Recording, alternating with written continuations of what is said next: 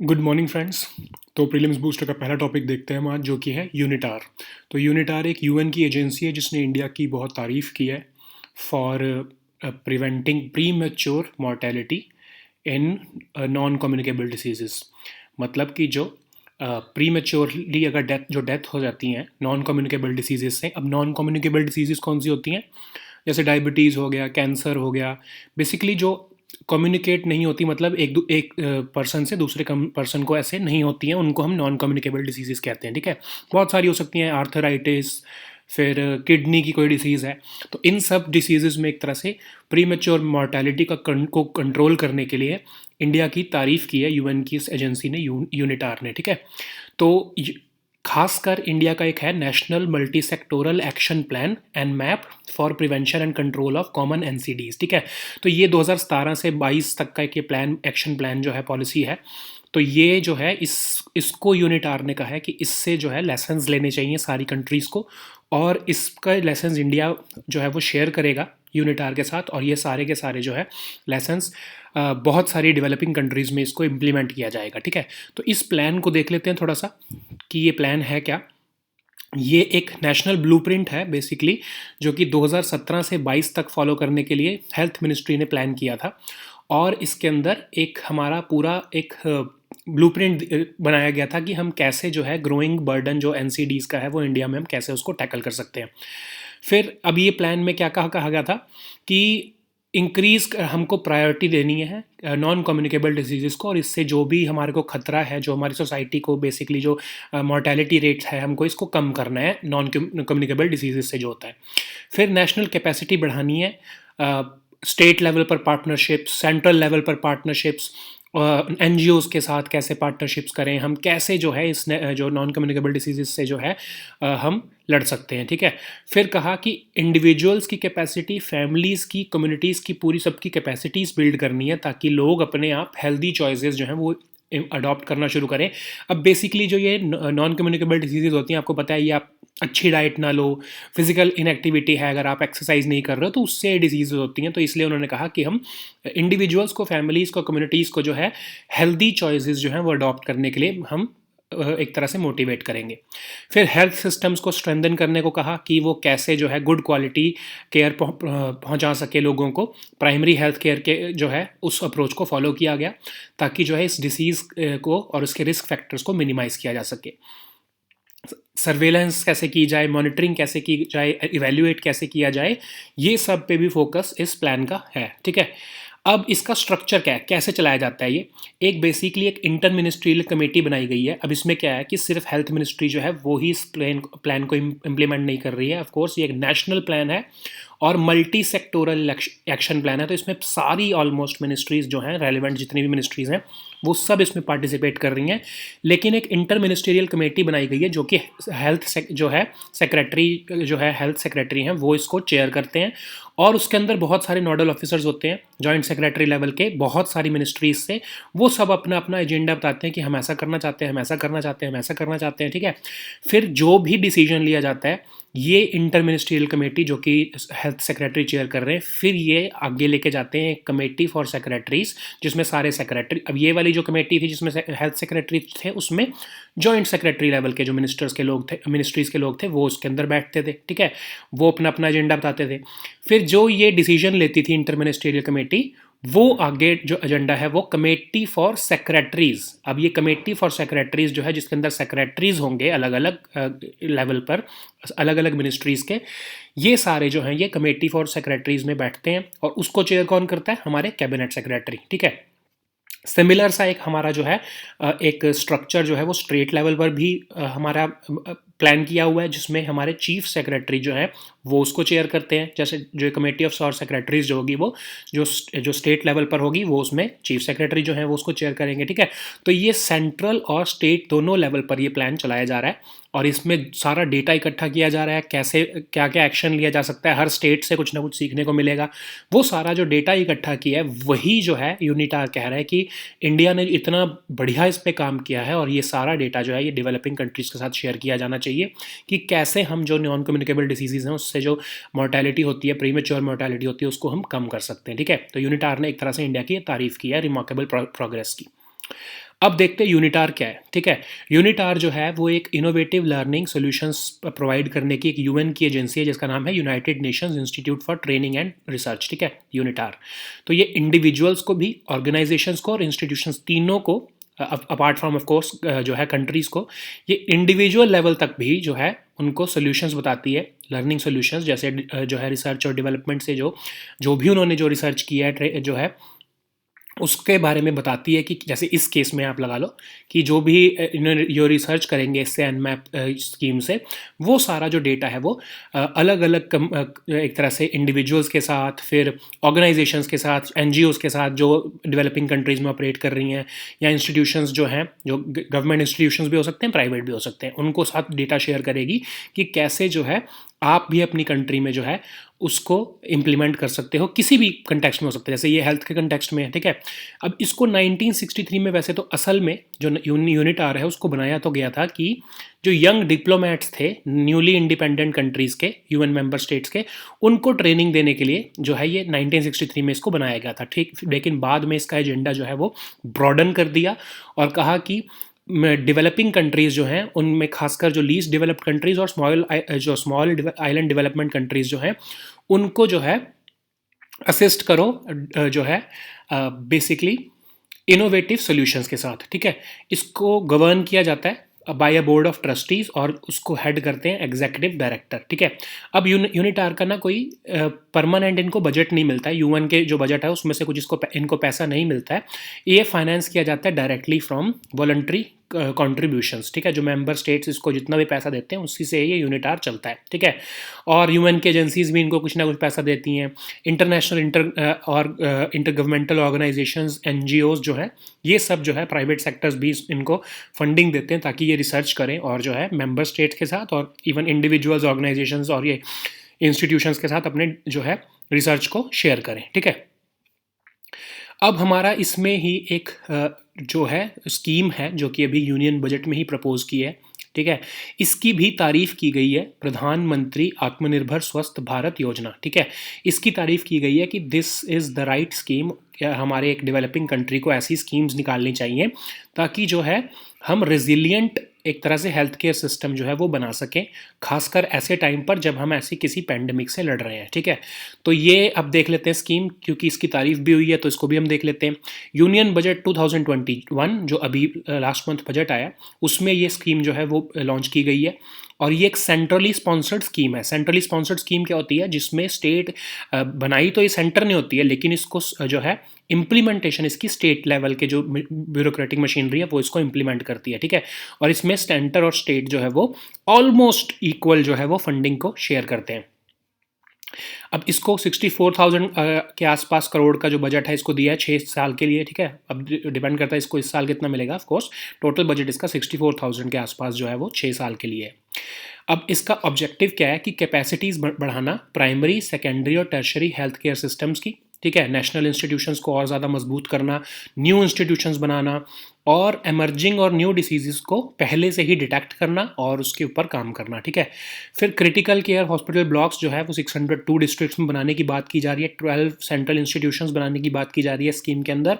फिर जो हमारा national centre for disease control, अब ये एनसीडीसी जो है ये बहुत एक प्राइमरी इंपॉर्टेंस का एक तरह से ये इंस्टीट्यूशन है जो कि हमारी कोरोना की फाइट में ये सबसे ज़्यादा असिस्ट कर रहा है, ठीक है। तो एनसीडीसी को भी जो स्ट्रेंथन करने के लिए इसमें इसीलिए बात की गई है। फिर इंटीग्रेटेड हेल्थ इंफॉर्मेशन पोर्टल जो है उसमें कहा है कि सारी स्टेट्स और यूटीज़ जो है वो सारी जो है पब्लिक हेल्थ जो है वो इसके साथ कनेक्ट करना जो है वो भी इसी प्रधानमंत्री आत्मनिर्भर स्वस्थ भारत योजना के अंदर का ही एक काम है, ठीक है। फिर जो WHO यहाँ पर एक रिसर्च प्लेटफॉर्म बनाना चाहता है वन हेल्थ नाम का, उसको भी जो है सेटअप करने में ये स्कीम के थ्रू ही हेल्प की जाएगी। जो भी फंडिंग की रिक्वायरमेंट है या जो भी लैंड देना है, जो कुछ भी जो है वो सब कुछ जो है इसी स्कीम के अंदर जो है वो किया जाएगा। नेक्स्ट हमारा टॉपिक है स्पैक्स। अब ये बहुत ज़्यादा न्यूज़ में चल रहे हैं आजकल, आप देखोगे कुछ ना कुछ टाइम पे, हमने भी इसके बारे में कई बार एडिटोरियल्स में इसको हमने शेयर किया है अपने PDF में, 2-3 बार कर चुके हैं ऑलमोस्ट। और ये बहुत न्यूज़ में चल रहा है, तो देखते हैं ये है क्या, स्पैक्स होते क्या है, ठीक है। ये special purpose acquisition companies basically, जिनको हम स्पैक्स कहते हैं, ये होते क्या है। तो यूएस के जो सिक्योरिटीज़ एंड एक्सचेंज कमीशन है, उसने इन्वेस्टर्स को अलर्ट दिया है कि आप अपनी इन्वेस्टमेंट सिर्फ इस बेसिस पे मत करो कि कौन से सेलिब्रिटी जो है वो किसी कंपनी के साथ या स्पैक के साथ अगर एसोसिएट हो रहा है, तो आप उस सिर्फ ये सोच के जो है अपनी इन्वेस्टमेंट उस कंपनी में मत डालो। तो ये एक स्पैक्स के बारे में लोगों को अवेयर करने के लिए एक जो है इन्वेस्टर अलर्ट यूएस के सिक्योरिटीज़ एंड एक्सचेंज कमीशन ने इशू किया है, ठीक है। तो स्पैक होता क्या है, अब पिछले 2020 जो हमारा जो साल था, उसमें बहुत ज़्यादा ये स्पैक जो है ये फॉर्म होने लग गए हैं। और इस बार जो है 2021 में उससे भी ज़्यादा ऑलरेडी, अभी तो 2-3 महीने भी कंप्लीट नहीं हुए और ऑलरेडी वो रिकॉर्ड टूट चुका है। इतने ज़्यादा जो ये special purpose acquisition companies India जो है वर्ल्ड वाइड जो है ये फिनोमिना चलना शुरू हो गया है, ठीक है। तो देखते हैं कि ये होता क्या है, स्पैक होता क्या है। इसको हम ब्लैंक चेक कंपनी भी कहते हैं। अब बेसिकली फंक्शन क्या करते हैं कि अब समझ लो कि मेरी एक कंपनी है ऑलरेडी, मैं एक स्टार्टअप हूँ, मुझे अगर मार्केट से पैसा उठाना है आईपीओ के थ्रू, तो मुझे बहुत ज़्यादा एक तरह से रेगुलेशंस के थ्रू जाना पड़ेगा। सेबी में ये करवाओ, फिर सरकारी बहुत सारी रेगुलेशंस जो हैं उन सबको मेरे को पार करते हुए फिर आईपीओ में अपना निकाल सकता हूँ, ठीक है। लेकिन ये स्पैक क्या होता है कि एक समझ लो एक ऐसी कंपनी, ये जैसे कुछ 4 लोगों ने या 5 लोगों ने मिलकर एक स्पैक बनाया और कहा, सारे वो काम किए उन्होंने, अपने जो भी रेगुलेटरी जो अप्रूवल्स चाहिए थे उन्होंने सारे ले लिए वो रेगुलेटरी अप्रूवल, और आईपीओ निकाला ये कह के कि हम जो है लोग मार्केट से पैसा उठा रहे हैं और हम जो है ऐसी जो स्टार्टअप्स जो कि आईपीओ की जो झंझट में नहीं पड़ना चाहते उनमें हम इन्वेस्ट करेंगे, ठीक है। तो एक तरह से उस जो ये स्पैक है इसका ओरिजिनल पर्पस सिर्फ कुछ नहीं है, ये खुद कोई कंपनी नहीं चलाना चाहती है, ये एक ऐसी कंपनी है जो कि उन कंपनीज को आगे एक्वायर कर लेगी जो कि आईपीओ खुद नहीं निकाल सकते, ठीक है। तो इसको सिंपल भाषा में समझ लो कि ए कंपनी जो है, जो एक स्टार्टअप है, ठीक है, वो अभी फंक्शन कर रही है, समझ लो कि वो जैसे एग्जांपल ले लो जोमेटो है, ठीक है। तो ए है ऑफ कोर्स, ठीक है, जो कि बहुत टाइम से फंक्शन कर रही है, उसके पास बहुत पैसा भी है, अच्छा फंक्शन चल रहा है उसका सब कुछ, लेकिन आईपीओ में जाने की उसकी हिम्मत नहीं होती क्योंकि बहुत ज़्यादा रेगुलेटरी जो है रिक्वायरमेंट्स हैं। तो क्या होगा कि एक बी कंपनी, जो कि बी जो है वो स्पैक होगी, स्पेशल पर्पस एक्विजिशन कंपनी, बी एक कंपनी रजिस्टर की जाएगी और उस कंपनी में वो कंपनी कुछ और काम नहीं करती, उसका सिर्फ इतना काम है कि मार्केट से पैसा उठा के जो है, समझ लो ये बी जो है, अब ये ए जो, जैसे हमने जोमेटो का एग्जांपल लिया था, ये इसका मन तो ये है, जो जोमेटो है इसका मन है कि हम 300 करोड़ जो है वो आईपीओ के थ्रू मार्केट से उठाएं, ठीक है। लेकिन ये खुद नहीं जाना चाहते मार्केट में, तो क्या होता है कि बी जो स्पैक है वो उठा लेती है जो है आईपीओ से, समझ लो 700 करोड़ उठा लिए उसने मार्केट से, ठीक है। तो वो सारी कंप्लायंस उसने पूरी फॉलो करके 700 करोड़ मार्केट से उठा लिए, और फिर जो 300 करोड़ जो ये जोमेटो को चाहिए थे, ये 300 करोड़ उसमें पुश किए कंपनी में, और एक तरह से बहुत बड़ा एक जो है एक स्टेक जो है उस जोमेटो का इसने एक्वायर कर लिया, ठीक है। तो ये जो है जितनी भी रेगुलेशंस हैं वो तो इसने पूरी की हुई हैं बी ने, ठीक है। अब ए को फ़ायदा क्या हुआ, इसको जो है आईपीओ में खुद नहीं जाना पड़ा, रेगुलेशंस खुद नहीं फॉलो करनी पड़ी। बी को फ़ायदा क्या हुआ कि इसने मार्केट से इन्वेस्टर्स का पैसा उठाया और जो है इसने ए को, मतलब जोमेटो को एक्वायर कर लिया एक तरह से, मतलब जितना भी स्टेक मिला इसको 300 करोड़ में, वो इसने एक्वायर कर लिया। जिन जिन लोगों ने आईपीओ खरीदा था स्पैक का, ठीक है, इस बी का आईपीओ उन्होंने ओरिजिनली जो जो लोगों ने आईपीओ में इन्वेस्ट किया था, वो उन्होंने बी में जो कि स्पैक थी इसके अंदर इन्वेस्ट किया था, जोमेटो में डायरेक्टली तो इन्वेस्ट नहीं किया था उन्होंने। तो उन्हें जोमेटो की भी एक तरह से 300 करोड़ की जो है वो एक तरह से शेयर मिल गए। फिर ये, क्योंकि मार्केट से बी ने तो 700 करोड़ उठाया था, फिर ये दूसरा समझ लो स्विगी में भी इन्होंने डाल दिया 300 करोड़, तो इनको 300 करोड़ जो है उसके भी शेयर्स मिल गए। तो ये बहुत सारे ऐसे ऐसे जो है कंपनीज के अंदर, जो कंपनीज खुद नहीं जाना चाहती मार्केट में पैसा उठाने के लिए, उसमें ये स्पैक जो है ये इन्वेस्ट करती है। और इसका और कोई भी बिजनेस नहीं है, स्पैक का असल में और कोई बिजनेस नहीं है, सिर्फ इतना ही काम है इसका कि जो कंपनीज मार्केट से पैसा नहीं उठा सकती उनको हम जो है मार्केट से पैसा उठा के हम अपनी तरफ से उनको पैसा दे दें और उसका एक तरह से शेयर होल्डिंग हमारे पास आ जाए, ठीक है।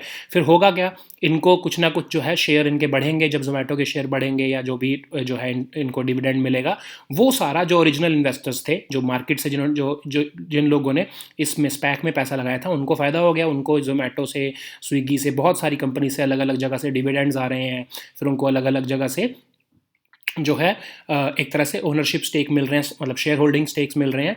अब बेसिकली है क्या इसमें, इसमें एक जो है वो बहुत बड़ा एक पॉइंट है कि जो स्पैक है, ओरिजिनल ओनर जो है, अगर हो सकता है कि वो बहुत ज़्यादा उसने कंट्रोलिंग स्टेक अगर ले लिया तो वो ओरिजिनल जो है ओनरशिप जो है वो इसके पास है, मतलब शेयर होल्डिंग इसके पास है।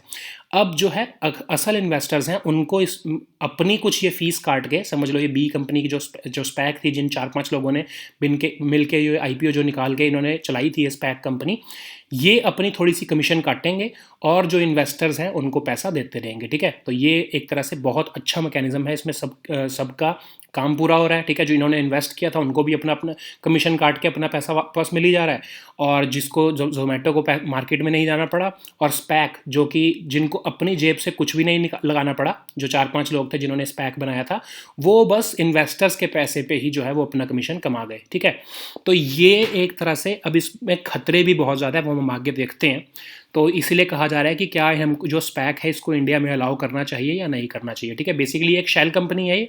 ठीक है, क्योंकि इसका और कोई काम नहीं है, सिर्फ ये यही काम कर रही है, बाकी कंपनीज को एक तरह से एक्वायर करने का काम कर रही है, खुद का कोई बिजनेस ही नहीं है। ठीक है, अब इसमें होता क्या है कि ये मार्केट से पैसा उठाते हैं इन्वेस्टर्स से, और 2 साल के अंदर अंदर इनको जो है कहीं ना किसी ना एक, और ये दोस्त जो जितना भी पैसा उठाया है ये एक एस्क्रो अकाउंट में डाल देते हैं। ठीक है, अब एस्क्रो अकाउंट क्या होता है, जिसके अंदर आपने और मैंने हमने कहा एक एस्क्रो अकाउंट, जैसे मैं अगर एक बिल्डर हूँ, ठीक है, तो मैंने आप एक परचेज़र हो, आपने कहा हम दोनों एक दूसरे को जो है पैसा देना है, मैंने अपनी आपको जो है एक बिल्डिंग बना के देनी है, और आपने मुझे पैसा देना है। तो हम दोनों क्या डिस्कस करेंगे कि हम एक एग्रीमेंट कर लेते हैं कि जब मैं आपको 70% बिल्डिंग बना के दे दूंगा तो आप जो है एक बैंक अकाउंट में से आप एलिजिबल हो जाओगे उस पैसे को निकालने के लिए। ठीक है, तो आप परचेज़र जो है, आपको ये लग रहा है कि अगर मैं इसको सारा पैसा अभी दे दूंगा तो ये बिल्डिंग नहीं बनाएगा, तो हम एक एस्क्रो अकाउंट खोल लेते हैं और कंडीशंस रख देते हैं कि ये कंडीशंस जब पूरी होंगी तभी जो है वो, जो मैं हूँ, मतलब जो मैं बिल्डर हूँ, वो तभी पैसा निकाल पाएगा। ठीक है, तो ये स्पैक में भी यही होता है कि एक एस्क्रो अकाउंट में जो है सारे इन्वेस्टर्स का पैसा डाल दिया जाता है, और जब भी वो जो स्पैक है, जब वो किसी एक्विजिशन कर लेती है किसी भी कंपनी का, आईपीओ के जो भी कंपनी जो आईपीओ निकालना चाहती है उसका एक्विजिशन कर लेती है, फिर एस्क्रो में से जो है वो पैसा निकाल के जो है वो उसमें डाल दिया जाता है, और जो भी मनी जो उसमें से कमाई गई है वो फिर बाद में इन्वेस्टर्स को पे कर दी जाती है। ठीक है, तो ये बेसिकली एक तरह से शेल कंपनी है, जैसा मैंने आपको बताया, इनका और कोई बिजनेस नहीं है, सिर्फ इनका यही काम है कि एक्विजिशंस करना। ठीक है, फिर स्पैक इंडिया में कितना ये ऑपरेट कर रहे हैं, एक रिन्यू पावर नाम से कंपनी है, वो रिसेंटली उसने ये जो है जो स्पैक का रूट अपनाया है, जिसमें आरएमजी एक्विजिशन कॉर्प जो है उसने जो है वो एक स्पैक थी जिसने रिन्यू पावर को जो है रिन्यू पावर जो कि मार्केट से पैसा उठाना चाहती थी लेकिन वो खुद नहीं उठाना चाहती थी, तो उसने आरएमजी एक्विजिशन कॉर्प 2 जो कि मतलब स्पैक कंपनी है, उसने इसमें पैसा डाल दिया, और जो है ये सबसे पहली कंपनी बनी रिन्यू पावर इंडिया की जिसने स्पैक के थ्रू मार्केट में पैसा उठाया। ठीक है, तो ऐसे बहुत सारी अब ग्रोफर्स, अब बहुत फेमस कंपनीज हैं, वो सब ये ढूंढ रही हैं कि स्पैक्स जो है उनको मिल जाए और फिर वो मार्केट से पैसा ले सकें। ठीक है, तो सेबी जो है वो उसने एक ग्रुप ऑफ एक्सपर्ट्स बनाया है और कहा है कि क्या हमको ये स्पैक्स को रेगुलेट करना चाहिए, या मतलब बैन करना चाहिए, या क्या करना चाहिए, रेगुलेट करना चाहिए बेसिकली, वैसे तो यही इनका जो है मैंडेट है देखने का। तो इसके ऊपर एक तरह से भी स्टडी चल रही है, और अगर इंडिया चाहे, मतलब सेबी चाहे, तो वो इनको बैन भी कर सकता है स्पैक्स को, बिकॉज कंपनीज एक्ट जो है वो हमारा कहता है कि जो रजिस्ट्रार ऑफ कंपनीज किसी भी कंपनी को बैन कर सकता है अगर वो कंपनी जो है 1 साल के अंदर अंदर कोई बिजनेस नहीं करती है। ठीक है, तो अब ये स्पैक्स में देख लो, आप होता क्या है कि कई बार हो सकता है कि उनको कोई ये स्पैक रजिस्टर हुई कंपनी, ठीक है, जिसका काम मतलब लोगों जो है कंपनीज एक्वायर करने का है, लेकिन उसको अगर कोई 1 साल तक कंपनी एक्वायर करने को मिली ही नहीं या 2 साल तक नहीं मिली, तो वो ऐसे ही चलती रहेगी, मार्केट से पैसा उठा के बैठी रहेगी एस्क्रो अकाउंट में। तो उस केस में जो है, और वैसे आप देखो तो वो कंपनी जो है वो और कुछ भी नहीं कर रही। ठीक है, तो कंपनीज एक्ट के अंडर जो है वो रजिस्ट्रार ऑफ कंपनीज, क्योंकि वो कंपनी कुछ भी नहीं कर रही है, एक तरह से शेल कंपनी है, तो उसको वो राइट ऑफ कर सकता है, राइट ऑफ कह रहा हूँ, उसको एक तरह से शेल्व कर सकता है, उस कंपनी को बंद कर सकता है हमारा रजिस्ट्रार ऑफ कंपनीज। ठीक है, तो ये एक मैकेनिज्म है जिसको हम यूज़ करके जो है सेबी जो है वो इन शेल जो एक तरह से स्पैक्स के ऊपर रेगुलेशन कर सकता है। अब रिस्क्स क्या क्या हैं स्पैक में? सबसे पहला तो रिस्क ये है कि 281 जो स्पैक्स थी उसमें से सिर्फ 2 जो हैं वो अपने टारगेट पूरे कर पाएंगे एज पर 2021 का स्टेटिस्टिक्स। ठीक है, तो जैसे मैं आपको भी कह रहा था कि 2 साल तक अगर वो उनको कोई मिला ही नहीं टारगेट कंपनी ऐसी जो कि मार्केट से पैसा उठाना चाहती हो, तो फिर वो स्पैक्स का तो जो एक तरह से फॉर्मुलेशन होना ही एक तरह से फ़ायदेमंद ही नहीं रहा उनके लिए, ठीक है। तो आज अभी हम स्टैटिस्टिक्स देखें तो 281 स्पैक जो हैं वो कंपनीज बनी, लेकिन उनको कोई ऐसी कंपनी मिली ही नहीं अभी तक। उसमें से सिर्फ 2 कंपनीज जो हैं उनको वो अपने टारगेट पूरे कर पाएँ कि हाँ हमने मार्केट से जो है पैसा उठा के इतनी कंपनीज में डालना था, लेकिन और बाकी जो है मतलब ऑलमोस्ट 279 कंपनीज अपना टारगेट पूरा ही नहीं कर पाई, ठीक है। तो रिस्क तो ऑफ कोर्स बहुत ज़्यादा है।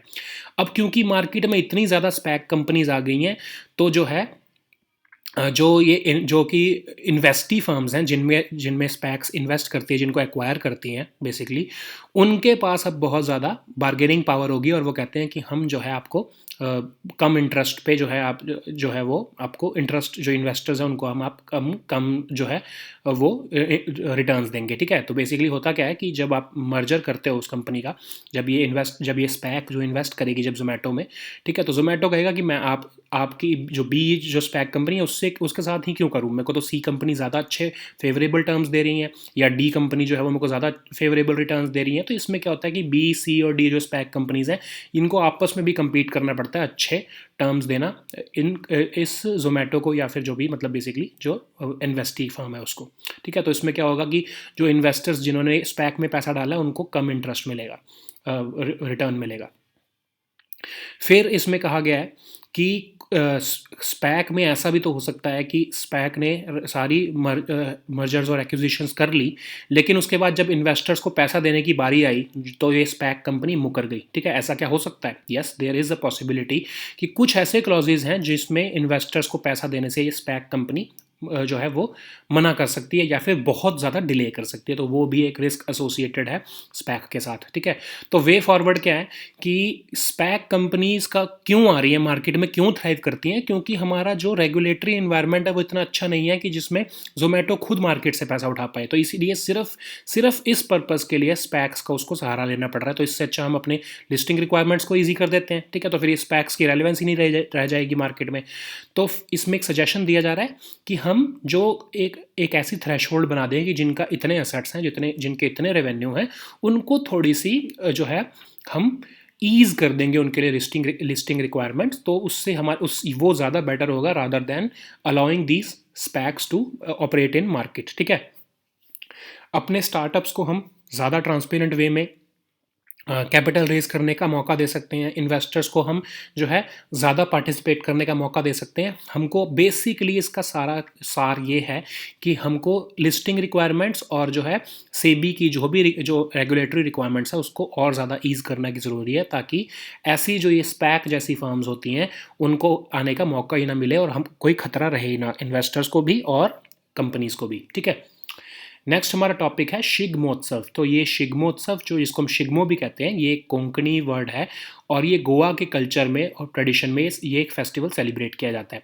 तो ये एक जो है पोस्ट हार्वेस्ट फेस्टिवल है जो कि ट्राइबल कम्युनिटीज़ जो हैं गोवा की वो उसको सेलिब्रेट करती हैं। कौन कौन सी ट्राइबल कम्युनिटीज़ जो हैं, जैसे कुनबीज, गवड़ाज और वेलिप्स, ठीक है। तो ये एक तरह से ऑलमोस्ट 14 दिन चलता है। फाल्गुन चैत्र मंथ जो कि हमारा मार्च अप्रैल में आता है उसके टाइम पर इसको सेलिब्रेट किया जाता है। और इसमें शुरुआत कैसे होती है, नमन करते हैं इसमें अपने मतलब एक तरह से हम जो है फोक डाइटीज़ जो होती हैं उनको हम नमन करते हैं और फिर उसके बाद जो है ये जो फेस्टिवल की शुरुआत होती है, ठीक है। इसमें अलग अलग से डांसेस हैं, जैसे घोड़ मोदनी, गोफा, फुगाड़ी, ये सारे जो है डांस भी किए जाते हैं। ये बहुत फेमस वहाँ पर एक तरह से शिग्मोत्सव जो है वहाँ का फेस्टिवल है। अब ये न्यूज़ में इसलिए चल रहा है कि गोवा की गवर्नमेंट ये सोच रही है कि क्या हम इस बार इस फेस्टिवल को सेलिब्रेट करने दें, क्योंकि कोरोना की जो है एक तरह से केसेस बढ़ रहे हैं, तो फिर इसमें बहुत ज़्यादा लोग इकट्ठे होंगे, तो क्या हम इसको सेलिब्रेट करने दें या नहीं करने दें। तो इसके ऊपर ये एक तरह से क्वेश्चनिंग हो रही है, ठीक है। नेक्स्ट टॉपिक है हमारा टाइगर रेलोकेशन प्रोजेक्ट। तो सुंदरी जो कि टाइगरस थी, जिसको जो है जो अभी शिफ्ट किया गया था बांधवगढ़ जो है हमारा टाइगर रिजर्व, वहाँ से उड़ीसा के जो सतकोसिया टाइगर रिजर्व में जिसको शिफ्ट किया गया था 2018 के आसपास, उसको अब वापस भेज दिया गया है उसकी जो है ओरिजिनल लोकेशन पे जो कि है बांधवगढ़, ठीक है।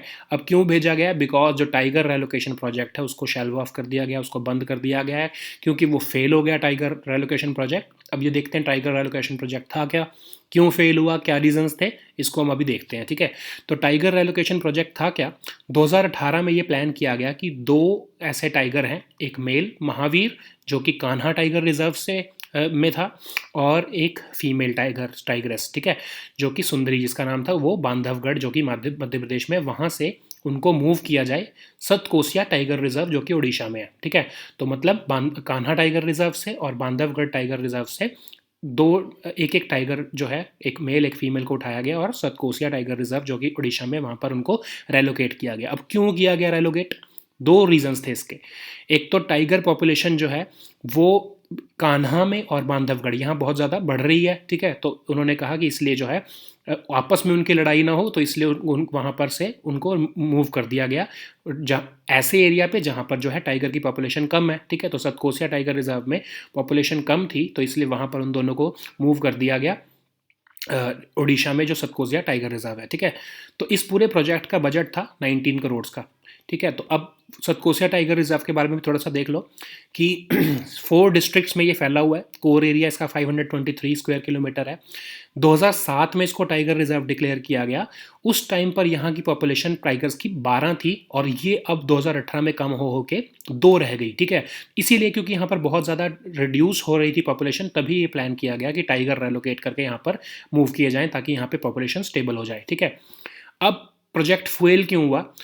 सिर्फ कुछ हफ्तों में ही वहाँ के जो है जो सतकोसिया के जो उड़ीसा में जो ये टाइगर रिजर्व है, यहाँ पर जो है विलेजर्स ने प्रोटेस्ट करना शुरू कर दिया, क्योंकि उनको कोर एरियाज से, जो टाइगर का रिजर्व के कोर एरियाज थे, वहाँ से उनको निकाला गया, क्योंकि वहाँ पर जो है जब ये दोनों टाइगर्स को लाना था तो ये ट्राइबल्स को डिस्प्लेस किया गया। तो उन्होंने प्रोटेस्ट करना शुरू किया कि हम यहाँ पर बहुत सालों से रह रहे हैं, आप हमको यहाँ से रिमूव करोगे, हमारे लाइवलीहुड्स जो है वो अफेक्ट होंगे, हमारे लाइफ स्टॉक वगैरह, हम सब कुछ यहीं पर रह रहे हैं। तो वो उन्होंने बेसिकली प्रोटेस्ट करना शुरू कर दिया, ठीक है। तो हुआ क्या था कि जो फॉरेस्ट डिपार्टमेंट ने पहले उनको कॉन्फिडेंस में नहीं लिया और एकदम से ये प्रोजेक्ट शुरू किया, तो वहाँ के विलेजर्स जो हैं वो भड़क गए, ठीक है। फिर जो है एक सबसे जो है कंट्रोवर्शियल क्या बात हुई कि महावीर जो है वो वहाँ पर जब आफ्टर कुछ महीनों में जब वो ट्रांसलोकेट किया गया, तो जो वो मेल टाइगर था महावीर, वो डेड पाया गया। और जब पता लगा इंक्वायरी के बाद, तो पता लगा कि उसकी शिकार कर लिया गया, उसका पोचिंग से वो मारा गया था, ठीक है।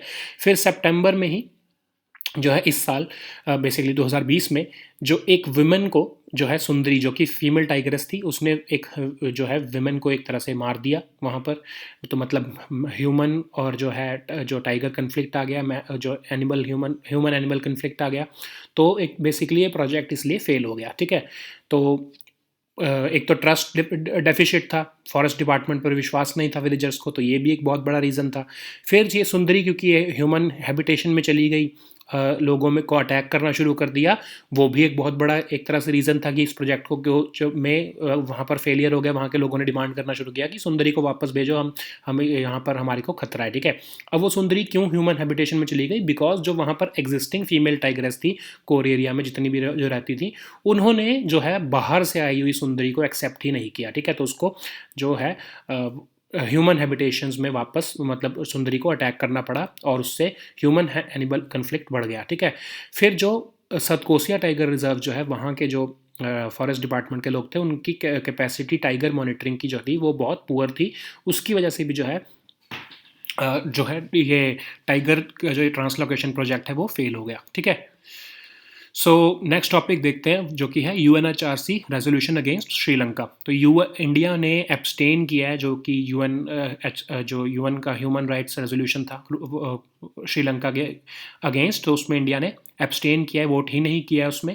लेकिन ऑफ कोर्स ये जो है रेजोल्यूशन पास हो गया है, जिसका नाम था promoting reconciliation, accountability and human rights in Sri Lanka, ठीक है। तो बैकग्राउंड क्या है कि जब अब गोटाबाया राजपक्षा की गवर्नमेंट वहाँ बनी, तो उससे पहले वाली जो गवर्नमेंट थी उसने बोला था कि हम ह्यूमन राइट्स के जो UNHRC है उनके साथ कोऑपरेट करेंगे, और जितने भी जो पास्ट हमारी ह्यूमन राइट्स की जो भी वायलेशन हुई है, उन सब में जो भी इन्वेस्टिगेशंस हैं उसके साथ हम कोऑपरेट करेंगे और हम इन्वेस्टिगेशन में हेल्प करेंगे, ठीक है। लेकिन 2020 में जब वो गवर्नमेंट न्यू आई प्रेसिडेंट जो है गोटाबाया राजपक्षा की, तो आई एम सॉरी 2019 के नवंबर के आसपास ये गवर्नमेंट आई थी, लेकिन 2020 में उन्होंने इस कोऑपरेशन से जो यूएनएचआरसी के साथ वो कोऑपरेशन करने की बात की गई थी पुरानी गवर्नमेंट ने, उसमें से विदड्रॉ कर लिया एकदम से, ठीक है, 2020 में। तो जो है जितनी भी जो यूएन ह्यूमन राइट्स ग्रुप्स थे, उन्होंने कहा कि ये आप कैसे कर सकते हो, तो उन्होंने एक रेजोल्यूशन फ्रेम किया अगेंस्ट श्रीलंका की। इन्होंने जो है जो भी एलटीटी के टाइम पर जो भी ह्यूमन राइट्स वायलेशन हुई थी एलटीटी वॉर के टाइम पर, उसको इन्वेस्टिगेट करने की उन्होंने बात करी, ठीक है। तो इसीलिए श्रीलंका जो है वो अब इंडिया की हेल्प मांग रहा था कि जो ये हमारे खिलाफ रेजोल्यूशन आ रहा है, प्लीज़ डोंट सपोर्ट इट और इसके वोट आप अगेंस्ट करो। ऑफ कोर्स इंडिया ने वोट अगेंस्ट तो नहीं किया इसके, लेकिन एब्सटेन किया, इंडिया ने वोट ही नहीं किया, ठीक है।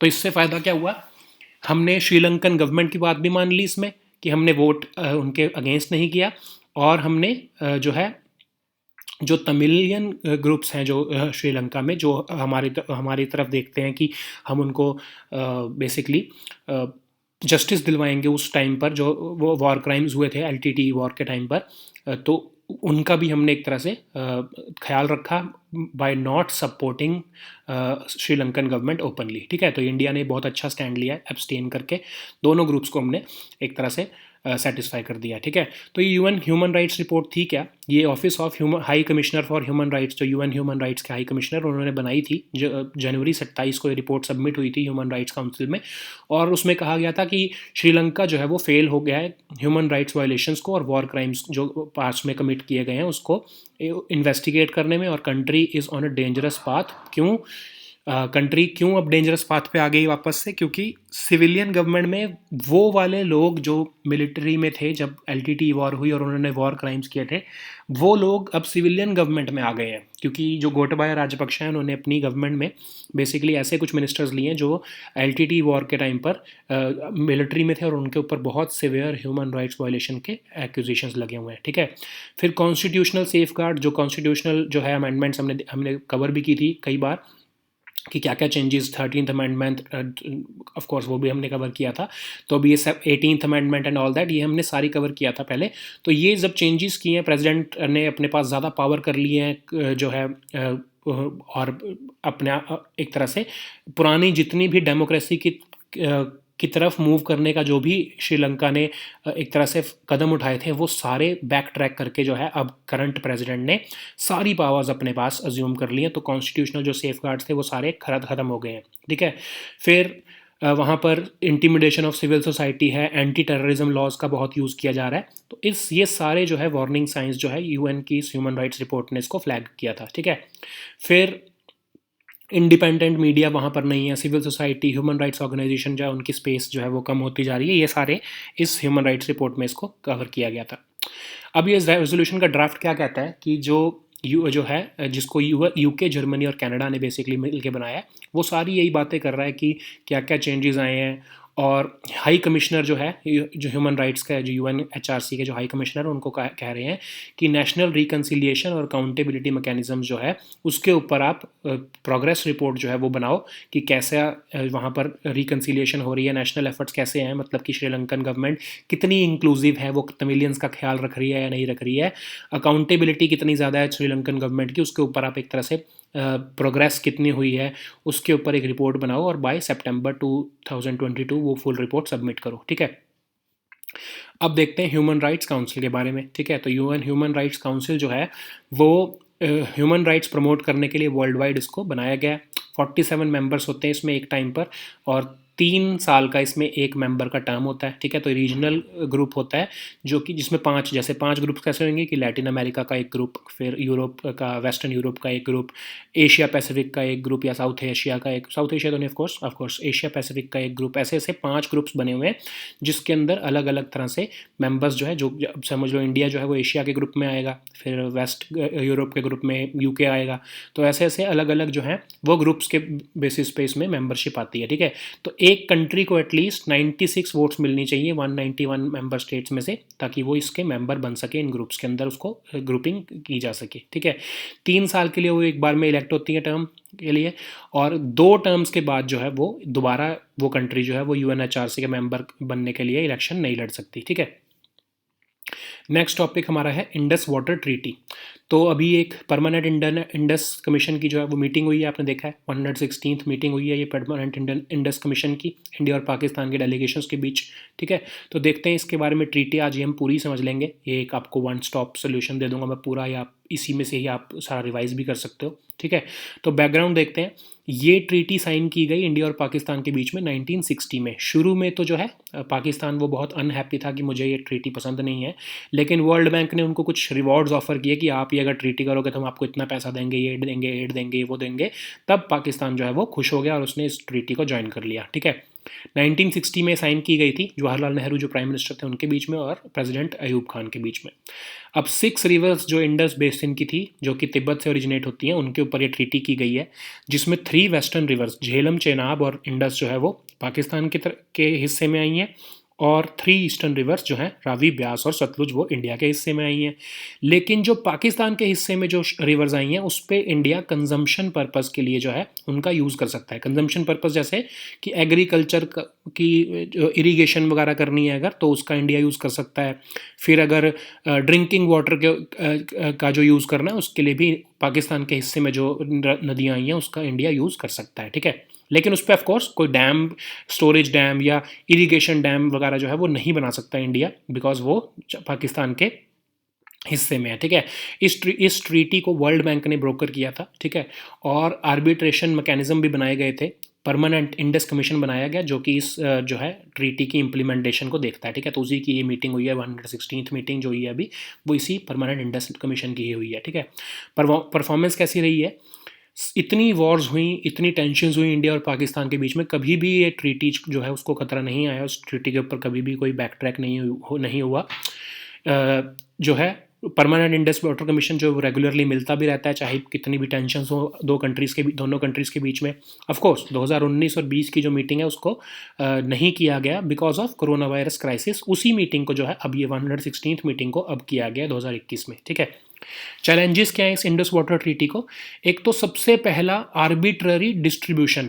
जैसे हमारे इंडिया की पार्टीशन हुआ था आर्बिट्ररी लाइंस पे, वैसे ही ये जो है ट्रीटी में जो रिवर्स का पार्टीशन किया गया है वो भी आर्बिट्ररी लाइंस पे किया गया है। कोई हाइड्रोलॉजी नहीं देखी गई, बेसिन की रिक्वायरमेंट्स, लोकल नीड्स को कुछ नहीं देखा गया, और ये आर्बिट्ररी जो है वो पार्टीशन ऑफ रिवर्स किया गया है इसमें। ठीक है, अनरिस्ट्रिक्टेड राइट्स जो है इंडिया को मिले हैं रावी, ब्यास और सतलुज के, और जो है पाकिस्तान को रिस्ट्रिक्टेड राइट्स मिले हैं इंडस, चेनाब और झेलम के, जिसमें इंडिया जो है, जो रिस्ट्रिक्शन क्या है कि इंडिया जो है वो एग्रीकल्चर के लिए और ड्रिंकिंग पर्पसेस के लिए इंडिया उन वाटर्स को यूज़ कर सकता है। ठीक है, अब इंडिया ऑफ कोर्स करता है या नहीं करता है, that's a separate issue. Settlement of disputes वो भी एक चैलेंज है। कोई एग्जिट क्लॉज ही नहीं है, ये ही नहीं पता है कि ये ट्रीटी जो है वो कब कोलैप्स हो जाएगी, कौन सी कंडीशन अगर नहीं किसी भी मेंबर स्टेट ने पूरी नहीं की तो वो ये जो है जो ट्रीटी वो कब कोलैप्स होगी, उसका कोई एग्जिट क्लॉज ही नहीं दिया है। ठीक है, इस ट्रीटी के अंदर जो सेटलमेंट ऑफ डिफरेंसेस हैं वो 2 लेवल पर होंगे, एक तो न्यूट्रल एक्सपर्ट लेवल और दूसरा कोर्ट ऑफ आर्बिट्रेशन लेवल। ठीक है, मतलब सबसे पहले आप एक न्यूट्रल एक्सपर्ट को, अगर 2 कंट्रीज़ के बीच में इस ट्रीटी पे कोई डिस्प्यूट आ जाता है तो सबसे पहले न्यूट्रल एक्सपर्ट आप अपॉइंट करेंगे वर्ल्ड बैंक, और वो इस दोनों कंट्रीज़ के बीच में जो डिस्प्यूट आया उसको रिजॉल्व करने की कोशिश करेगा। ठीक है, लेकिन अगर उसका जो है फैसला नहीं मानता कोई, तो कोर्ट ऑफ आर्बिट्रेशन जो लेवल है उस पर जो सेकंड लेवल पर तब जाएगी वो डिस्प्यूट तब जाएगा, और फिर वो लास्ट लेवल है। ठीक है, 2005 में पाकिस्तान ने सबसे पहली बार जो डिस्प्यूट रेजोल्यूशन मैकेनिज्म है उसका उपयोग किया, और बगली हार प्रोजेक्ट जो हमारा रन ऑफ द रिवर, अब रन ऑफ द रिवर जो है मतलब हम पानी को स्टोर नहीं कर रहे, हम सिर्फ चिनाब रिवर का जो पानी है उसको हम अपना एग्रीकल्चर और ड्रिंकिंग पर्पसेस के लिए यूज़ करना चाहते थे, जो हमारे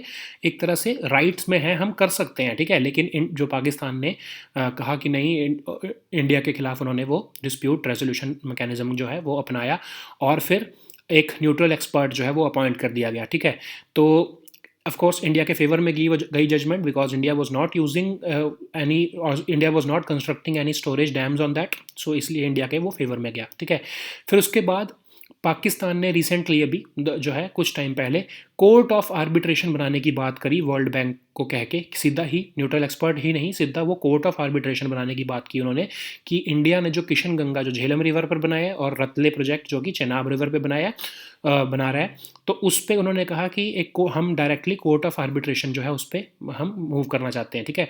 तो वर्ल्ड बैंक ने कहा कि डायरेक्ट कैसे आप कोर्ट ऑफ आर्बिट्रेशन पे मत मूव करो, पहले तो न्यूट्रल एक्सपर्ट तो बना लो, ठीक है।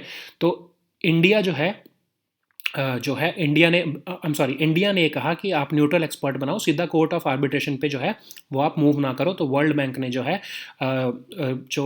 दो कहा कि आप दोनों चीज़ें इकट्ठे कर लो, ठीक है। मतलब उसने इंडिया की भी बात मान ली कि न्यूट्रल एक्सपर्ट भी, और पाकिस्तान की बात जो है कोर्ट ऑफ आर्बिट्रेशन वो बनाने की भी बात जो है वो मान ली।